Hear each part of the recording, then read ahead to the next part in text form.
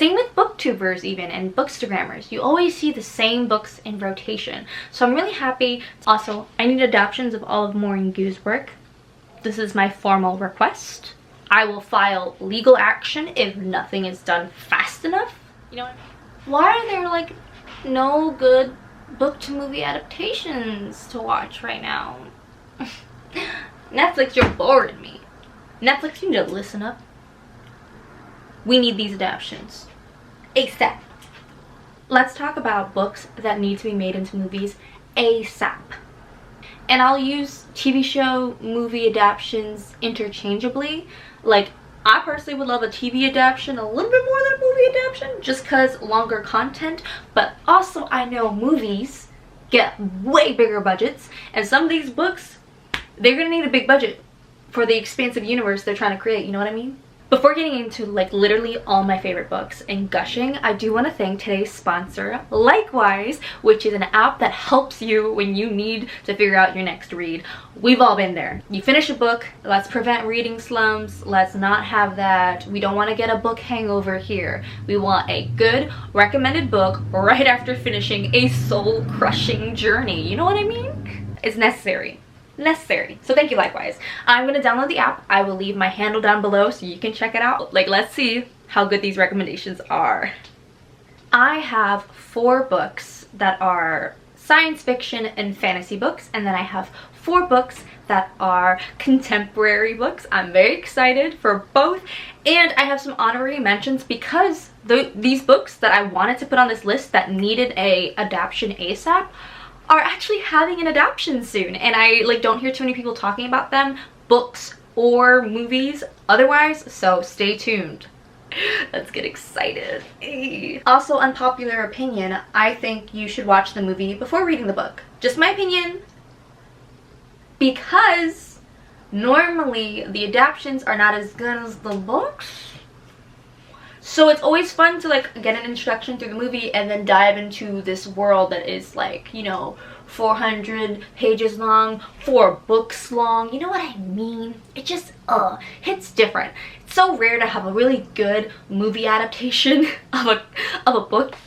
The first book on this list, no one will be surprised if you have been watching my videos these last few weeks. I have been rereading a series I love because the 4th installment came out, and that is The Black Witch by Laurie Forest. And I'm sorry, let me tamp down my excitement a little bit. Okay, this is a series I dearly love, The Black Witch Chronicles. It follows a girl named Ellerin, who is a descendant of a mage who massacred a lot of other magical creatures and like elves and lupines and stuff. But Ellerin has no magic, and she's trying to go to school and be your average, you know, YA character, learning, growing, and then everyone hates her and bullies her because they think she's gonna be like her grandmother. It's great. This would be such a great movie. It talks about prejudice in such a well-crafted way. There's so many queer characters. It talks about how religion and your own personal bias can really like lead you down a scary blind path. I think especially with like modern day issues. Like, this isn't just like, you know, oh my god, racism, slavery was bad. No, this is a conversation about like present day issues too, how media can even manipulate you to believe certain things about other people when it's like, is that true? We should start developing and questioning the narrative we are told, while also, besides all that stuff, having an amazing love triangle. One of my favorite, actually, okay, not my favorite like love triangle ever. I can't say that. Red Queen has my heart. Sorry, I know haters are gonna hate. And the other book I'm gonna mention has the best banter on the planet. That book, I'll get to there. This is definitely very high on the list of we need an adaptation right quick. And this is definitely like the next Twilight series. I mean, the freaking mages sparkle.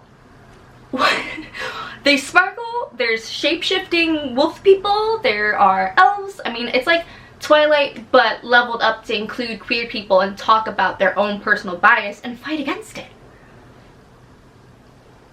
I don't need to say any more, right? Like, besides reading this, we need to see it too. On the big screen. Or on your little screen, because, you know, Netflix on your laptop and stuff.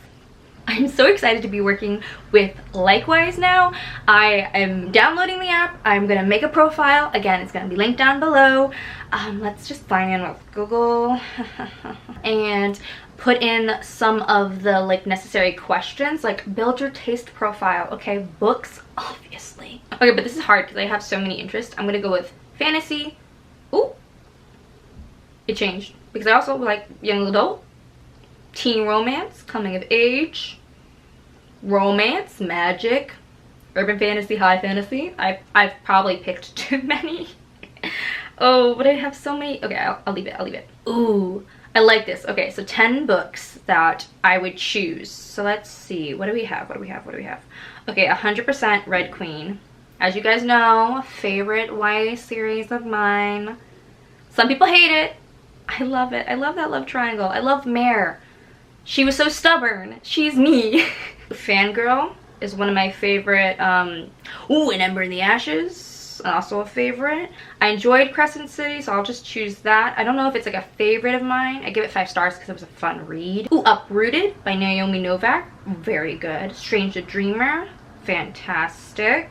See, I'll Give You the Sun. I like that contemporary story. That was really fun. Ooh, Geekerella is fun. Oh, I've reached the bottom. Oh no, I have 2 more.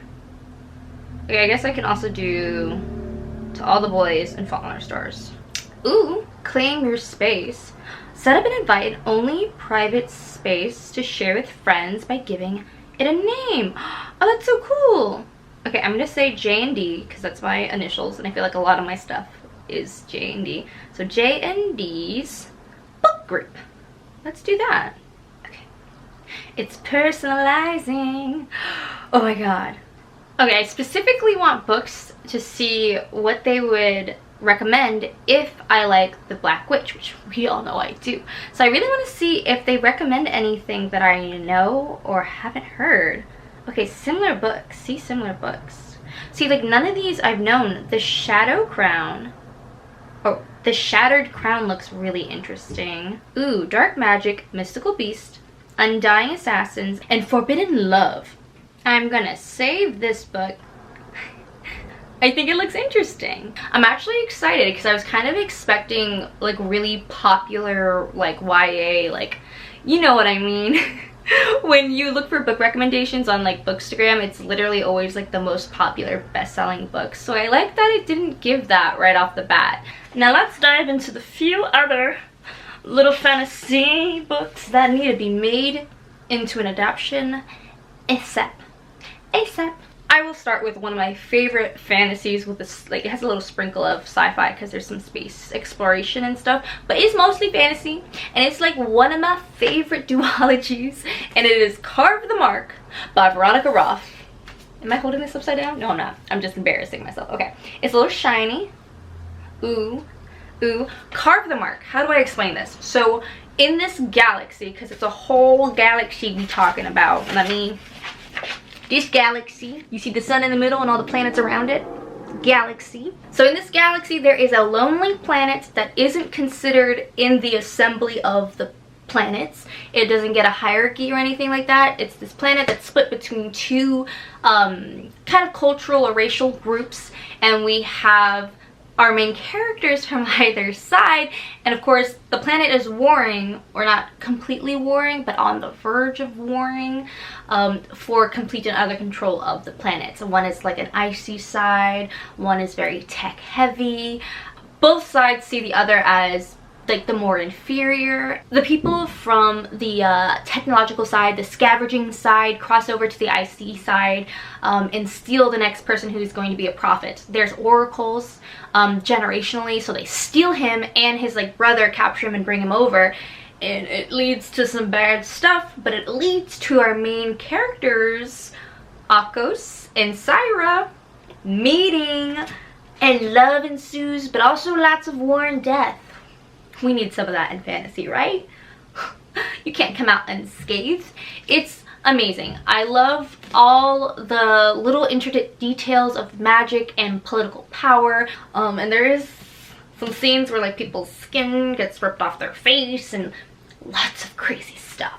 I don't know if I'm selling this enough to you, because this is literally like one of my favorite duologies. I love it. Space exploration, that kind of trope of being in someone else's space. Like, they don't share a room, but they're living on this like spaceship together, and they're like mortal enemies. So it gets interesting. There's assassins, there's lots of fighting and training.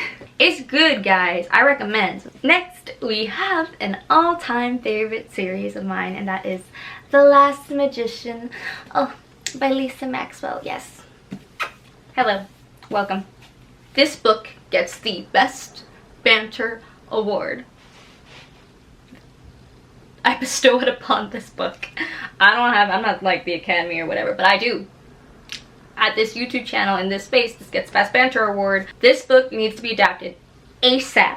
In this world, it is an urban fantasy, so it's a world like ours, but you know, magic adjacent, if you will. We have our character who is in present time, Esta, and she has the ability to travel through time. So there are a few people who hold magical abilities, magicians, and they normally have some sort of talent or gift, and it's shown through birth. Like, it's immediate. People know. It's like, oh, that baby's shooting fire out of their hands, oh god. And in present day, people are terrified of magicians, and in New York, in the past, they put this thing called the brink over New York City, so that way if a magician travels in, they can't leave unless they lose their magical ability, which basically strips them of their soul and kills them. So you're trapping them for life, and then you oppress them, or not you, you're not oppressing nobody, you're doing good.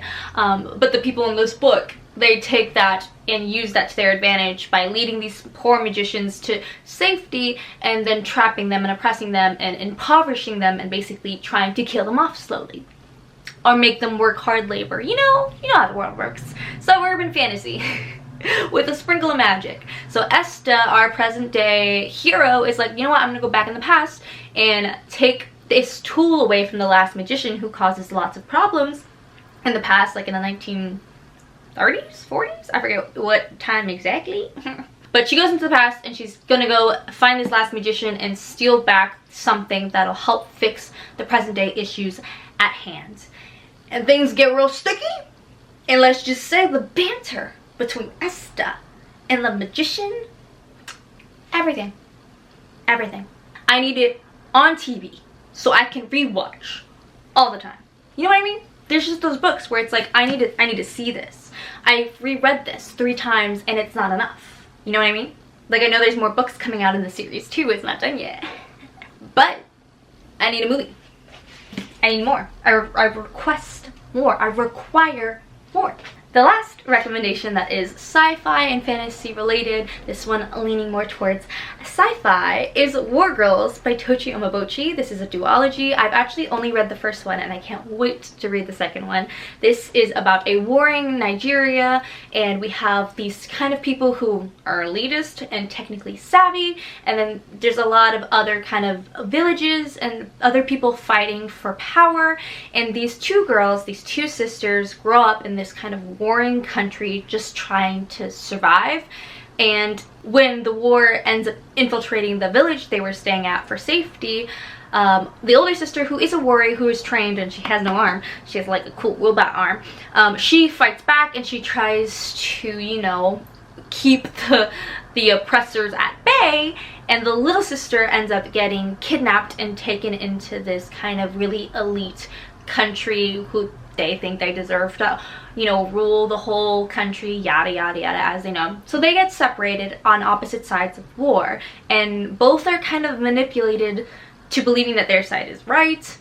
I don't want to go too far into the explanation, I don't want to spoil anything, but it's very, very good. Lots of like ships and battles and specific like engineering things. Like, there's a certain cool tool that the younger sister uses to like just communicate and articulate her ideas, because she wants to be a scientist, she wants to study, and she's, even though she's super young, like, she's just brilliant, but she uses this like specific tool to be able to see like and break apart things into matter and bits, and, you know, reconstruct things or eavesdrop, or she'll like hack into it. is very tech heavy, and that's why I personally think it would make a great adaptation, because I think there's a lot of visual content here.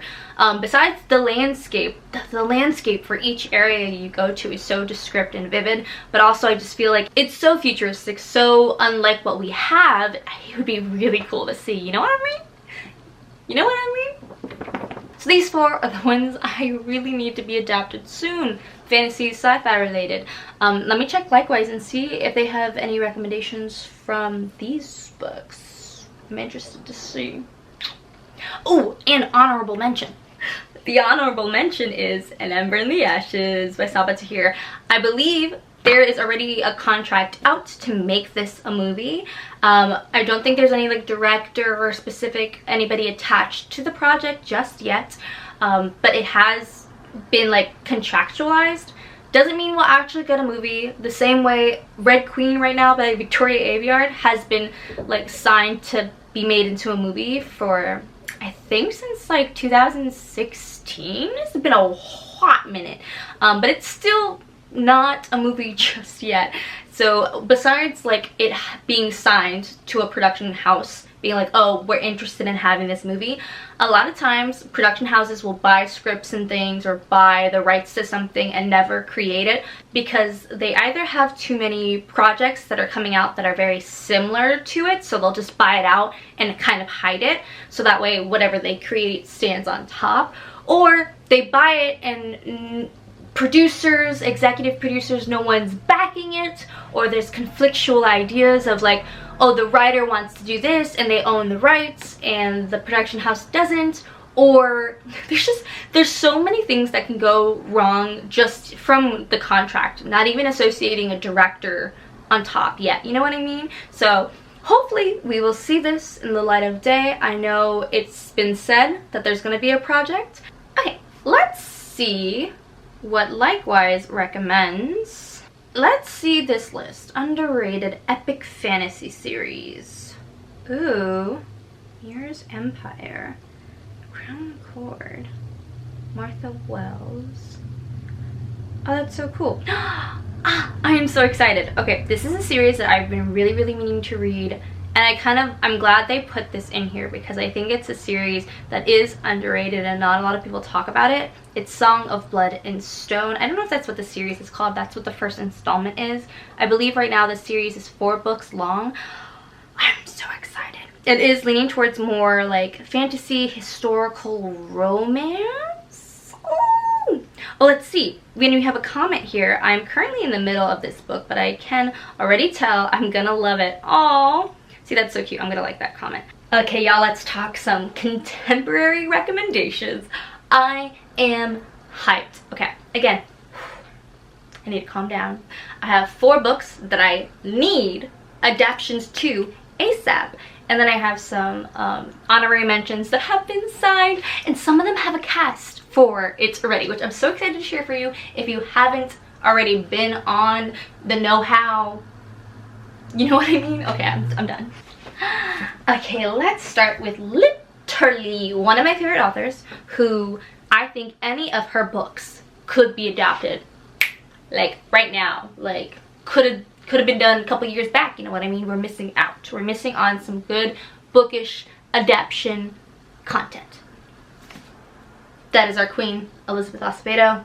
The Poet X is the book of choice, but I also think With the Fire on High would be an excellent choice. I think, again, contemporary I think would be just good I think good movie content. I would like to see a movie adaptation of this. I can just see there's a scene where the Osmada is like talking to some guy on the basketball court, and he's like dribbling his ball and he's like, I can handle you, and she's like, no you can't. You know what I mean? I can literally see the New York court kind of, you know, little scuff here and there. What am I talking about? If you don't know, The Poet X by Elizabeth Acevedo follows our girl, Theo Osmada. She is in a very religious family, very Catholic, and she's going to like church to study, and she has a twin brother, and the dynamic between the two are very different. Whereas the boy is looked on with pride, and he can get a girlfriend, and you know, he's the man of the house kind of situation, like very big bravado. But the Osmada is too big. too curvaceous and it's her fault and she needs to hide it, and if she gets unwanted attention for it, it's her fault and she needs to hide it. You know what I mean? It's the vibe. So she has felt very stifled a lot of her life, and she finds self-expression through poetry, and she starts to have feelings and romantic feelings with a boy, as this, you know, 16-year-olds do, and she explores herself, and it's so touching and I love it. I think it's very authentic to a true family experience, and it's not like, you know, wrapped in a cute bow at the end. It's very heartfelt and touching. And with the Fire on High also needs, I need an adoption for all her content. Elizabeth, sweetie, we'll get you those contracts. Let's do it. Please. I need. The next one is anything by Christina Forrest. With contemporary, I'll just like shout out authors because they just be doing their job so good that I need adaptions of all their content. And for Christina Forrest, I picked Now That I've Found You. I think this would be the most epic rom-com. Christina Forrest definitely does like good romantic contemporary young adult novels. That was such a long-winded way of saying that, but yes, she does a great job. If you like YA contemporary, you gonna love this. This is about a girl who's an actress, and she recently got signed to a big movie project. She just like graduated high school and got signed into this big film. She does have like contacts through her parents, so she is kind of well off and privileged growing up in LA, and she had done other work before this big project. So she's about to sign, she's about to join, and something happens. She loses her chance at her, you know, Oscar nom opportunity, and she loses it, and she ends up traveling from LA to New York to try and rectify everything. Maybe there's some bumps on the road, specifically tall, dark, and handsome. The bump on the road, you know what I mean? Okay, it's great, it's fun. She is a little stuffy at the beginning of the novel because she is like, I'm an actor and everything's bad and everything's horrible. Like she was canceled kind of at the beginning of the book, and you're dealing with her aftermath of her dealing with it. But she becomes more of a person throughout the novel, and the career focused driven girl becomes a little bit more relaxed and kind of finding self-love too. So I think it does a kind of a facet of love where it's not just romantic, it's also about self-love, it's also about familial love. It's so touching, and I love it, and I need an adaptation ASAP, please. Thanks. The next two books are adult contemporary, and this one is rough. You know what? Rough. You know what I mean? It's Queenie by Candace Carty Williams. If you haven't heard about this book, trigger warnings, just list of them. This book is really about self-love, and I love this book because it's not American-centric. This is in London, right? In the UK? I believe it's focused in London, and it's about this girl. She is Jamaican and British. She has a boyfriend, very long-term, and things end badly, and she has to deal with a lot of just racism and prejudice. She's kind of losing her ish. And this is an adult novel, so she's an adult, she has a job, she has responsibilities, she has rent to pay, and the way she's been kind of receiving love or trying to kind of fill this hole is through intimate experiences. Our girl deserves better. So main girl Queenie, she deserves better. Not that I really want to see a lot of the stuff that happens in this book depicted, because it is graphic and it is not in the vein of self-love. It is very heart-wrenching to see someone who craves love so much and external validation, but also struggling with her like self-image and being sexualized often. So it's very difficult, but I think that's what that's what makes it necessary to be seen, not just in book form, but maybe even on TV, in the same sense that like we need to start showing these people what, you know, our experiences are like. We can have experiences, and I mean black people, people who are different, people who are in minority groups, even though we are not a minority across the globe. Like there's a lot of people who share this experience, so it's very necessary to share both the joy and cuteness of, you know, all the bumps on the road, all the cute stuff. I think we should also see, you know, some pitfalls that some of us have, some issues that we have to face when it comes to trying to be a professional working adult Black woman. It's a serious thing, and we don't talk about it a lot. It's a touching yet heart-wrenching novel. Trigger warnings again, and this character isn't like the best character. She's not, like, I root for her and my heart goes to her, but she definitely is making a lot of mistakes. So I think a lot of people in their 20s would really appreciate this story, and I don't think it's just for Black people. I think every single person can identify with wanting that external validation so much and not seeing yourself as enough. And it's just, it's sweet, but it's like, it's real hard. It was real hard to read. I had to take breaks. I am someone who is not triggered often, and I had to take many breaks. I did. This next book is a recent read, but like quickly becoming a new favorite novel, and that is Black Girls Must Die Exhausted. This is of the same vein of Queenie, mostly just because it's an adult contemporary novel, a woman in her 30s who is trying to figure out her life. She's up for a promotion in her job for journalism. She's dating a nice hot hunky man. She has all her prospects. She's saving up to buy a house, but then she realizes suddenly that she doesn't have enough eggs, like fertilization, like in the, you know what I mean. So she needs to either freeze her eggs or start having babies ASAP.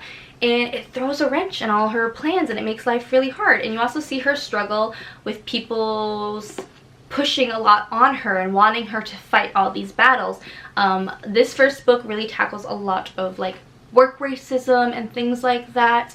Also sexism, like lots and lots of other things that I think is done really well, because it isn't like a token check off, like, oh, we talked about, oh, my hair in the workplace, we've talked about, oh, speaking up in board meetings. It doesn't feel like that. It feels like someone's genuine experience, and I connected real deeply with this book because I definitely had an experience like that where, I'm not going to spoil anything, sorry, I won't spoil anything. I talked about this book specifically in a live show, and I highly, highly, highly recommend you not watch the live show, but read this book first and foremost, because it was touching, and I feel like a lot of women will connect with this experience, and I think a lot of people will connect with this experience, because I think a lot of people go through this. I did.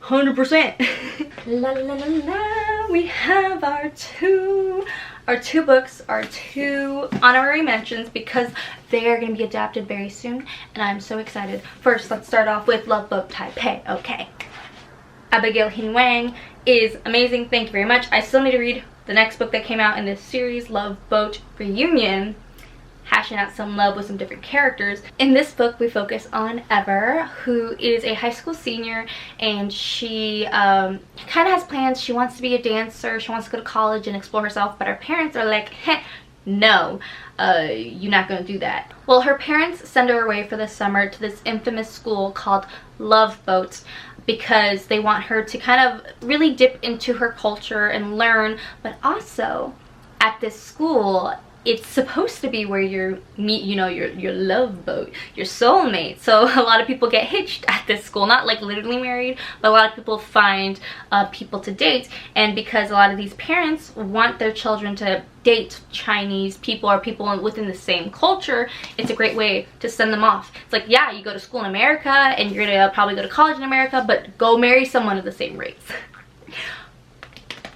That it's touched upon in this book. Read it so you know.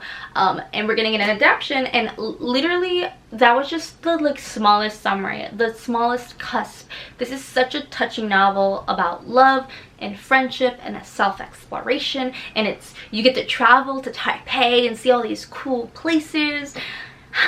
It's amazing. I highly recommend it.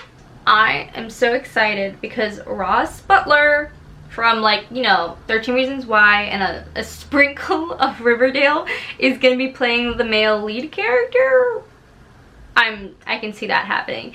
Ashley, like, I just love this cast so much. Ashley, if you haven't seen on Disney Plus, she's in a show. It's like the Secret Societies of Royal something. Super good. So I'm so ecstatic for this cast list. I just think, like, just seeing those two people, it just, I'm here for it. Dang it. Okay, so Somewhere Only We Know, which is a romance, comedy, kind of, you know, rom-com situation. No cast is listed yet, but let's see. We do have, let's see if the filmmakers are chosen. Let's see. Okay, for film makers right now that are listed, we have writers. It's written by Maureen Gu, which is amazing. Also, I need adaptions of all of Maureen Gu's work. This is my formal request. I will file legal action if nothing is done fast enough. You know what I mean? That's how bad I want these adaptions. I know they're gonna be good. I love me a good rom-com. You know what I mean? It feeds my soul.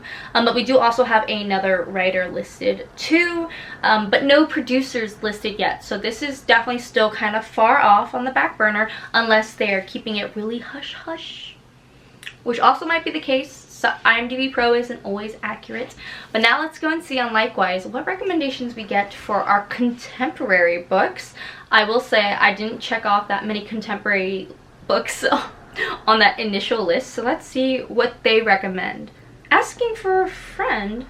Well, this looks sweet. Fiction, romance, contemporary. Over 1,000 people liked it. Nice. No woman gets left behind. 3 best friends are going to solve their relationship woes once and for all. Witty, pacey, and joyful. Asking for a Friend is truly uplifting. Aww.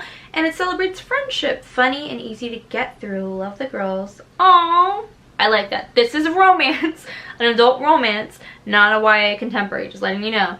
But I do like that as an option. I'm going to pick some more books that are teen romance related that I like so I can get some more options. You know, they don't have Elizabeth Acevedo on here, and I'm going to take that personally. A personal offense. Ooh, they have Excuse Me While I Ugly Cry.